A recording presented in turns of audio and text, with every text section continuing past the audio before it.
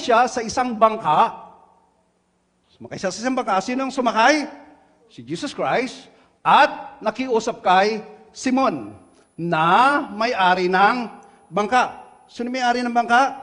Si Simon. Na itulak yon ng konti sa tubig. May imagine nyo, tulak niya ng konti doon sa tubig yung bangka. After that, naupo si Jesus sa bangka at nagturo sa mga tao. Kung naupo si Jesus sa bangka, anong itsura ng bangka? Walang dingding. At alam nyo ba, noong 1986, doon mismo sa lugar na to, kung saan nangyari, nagkaroon ng low tide. 1986. Itong low tide na ito ay kakaiba sa lahat. At mayroong dalawang mangingisda, pangalan niya ay si Moshe at si Kalofan.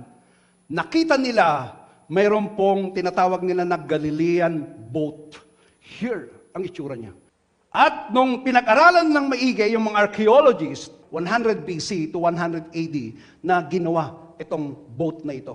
Hindi ito ito nilagay na lang. Kasi nilagay na sa museum ng Kibbutz Ginosar, ito, Galilean fishing boat. Ano bang tawag nila dito? Jesus boat. Mismo ito, noong 1986. Now, so kaya pala na umupo si Jesus Christ at magturo. Kasi wala pala siya talagang dingding. Diba? At mga 15 lang yung tao. Sino kasama niya dyan? Pwede. Si Simon. Aba, nandun si Simon. Nakikinig din. Ang tanong, ano bang message? Anong chapter tayo? Chapter 5. Anong message? Sa Mark, sinabi kung ano ang message. Look at Mark. Mark chapter 1, verse 15. The time has come, he said, the kingdom of God has come near. Repent and believe the good news. So, what's the message ni Jesus Christ? The kingdom of God is near. Repent and good news. Ano ang message ni Jesus Christ here? Yung grace, salvation by grace ay darating na. Good news. What is the good news? Specifically, the Messiah na darating.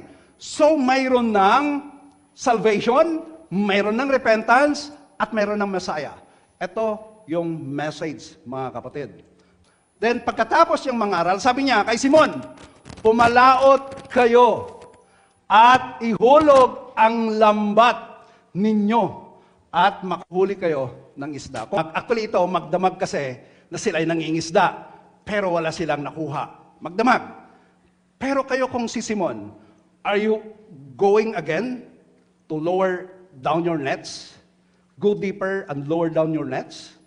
Dahil sinabi ni Jesus Christ, ano kung kayo si Simon, gagawin nyo kayo ito because of this? Makahuli kayo ng isda? Or because of the message? Ano yung message? The kingdom of God is near. Repent and the Messiah. Ano kaya?